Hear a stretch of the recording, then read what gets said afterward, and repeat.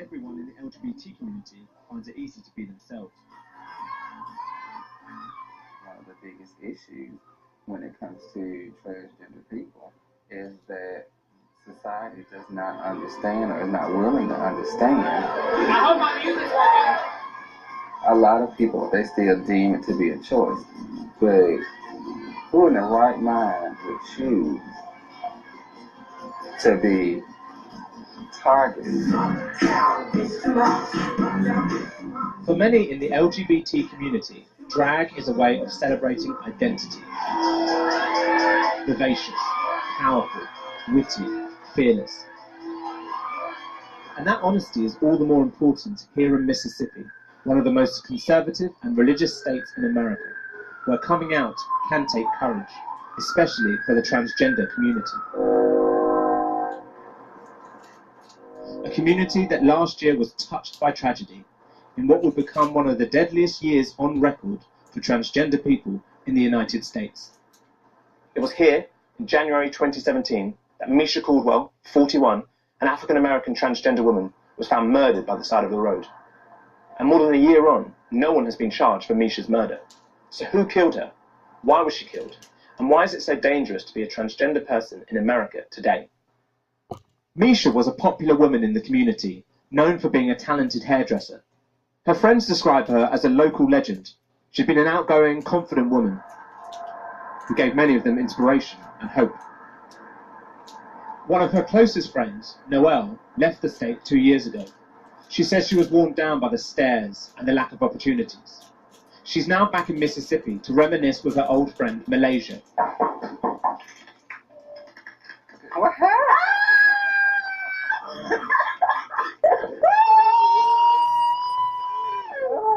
As they try to understand what exactly happened to Mesha. You look good. She was herself, she was open, she was honest, she was transparent. It was just something about Mesha that all of us drew to. It was just the realness. The same sweet girl every time I saw her. No matter what situation was going on in the club, no matter what happened in the clubs, whatever. I mean, you know, we made a partnership with one another. She sounds like a happy, confident person. Absolutely, absolutely. She never steered from who she was. She was like an inspiration for me. A role model. Yeah, a role model. Mesha was very strong. Mesha was very smart. Mesha would fight. She could definitely take care of herself. So when this happened to my sister, I couldn't believe it. I couldn't accept it. Do you remember where you were when you heard about Mesha having gone missing and then her body being found? I was in my kitchen cooking dinner, and my son, he said, "Well, girl, they got Mesha." Mm-hmm. Oh my God! You know, just in disbelief about the whole situation. That had to have been the hardest thing for me to hear.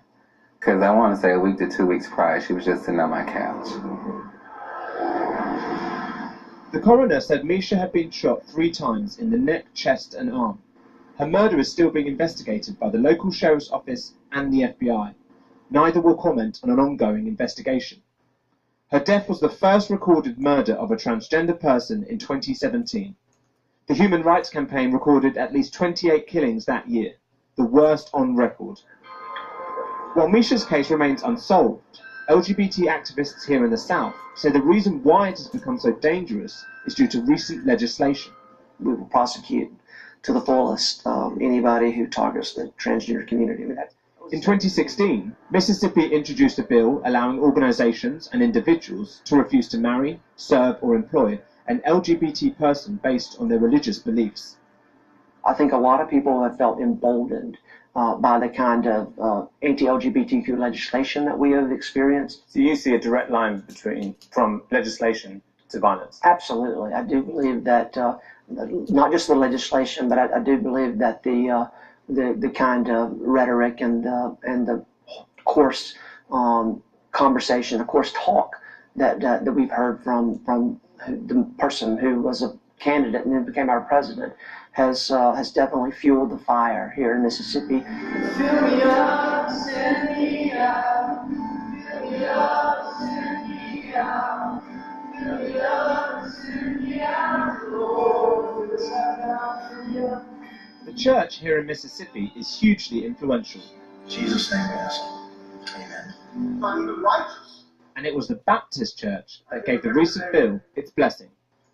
For those within the LGBT community, they say that this is discrimination and that they feel second-class citizens because of this bill and that they feel fearful of recriminations. We'd be adamantly opposed to any violence against any human being, period. There's no question. It's wrong, wrong, wrong. Has been, will be, always will be. But that does not suggest that we would think that we should compromise on this issue for ourselves. The bill in no way empowers prejudice. The bill in no way empowers hate. The bill simply says that if you have deeply held religious convictions, you have the right to say no. Bless the Lord, my soul. Let's give it up for Manchester. Saturday night in Jackson, Mississippi, and on the outskirts of the city, we're at one of only 2 LGBT bars in the area. In Mississippi, I would say it is pretty tough because this is like the biggest gay bash in Christianity state ever. Kachara is a young transgender woman currently transitioning, and she explains the struggle of dating and forming relationships in a state where many feel it is now the law to discriminate. I didn't want to hide anymore. Like, I want to be treated like a woman. I want to be treated like basically a human being. Like, take me on a date, take me out in public. Don't be embarrassed to go out with me. I think I look pretty feminine. So why are you embarrassed? I had this one guy. He told me that he would kill me if I was to ever tell anybody about our relationship or what we had going on, because he didn't want to be out. He has a reputation. That's not something that he wants on his name. Mesha's death fits a disturbing pattern. The majority of the 28 transgender people murdered last year were women of colour in the South. Their friends believe they were killed by men they know, men who lash out through prejudice at a community that feels it has no laws to protect them. We belong in Mississippi.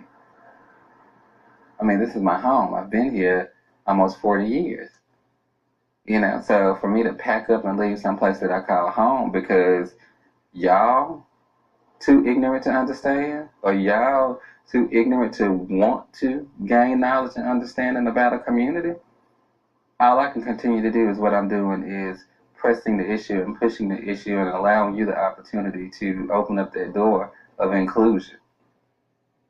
Well, since we filmed from Malaysia, the last person speaking there to Kieran Moodley in his report, she's decided to leave Mississippi. She tells us she hopes to find a safer, more affirming environment for her and for her work in transgender education and advocacy.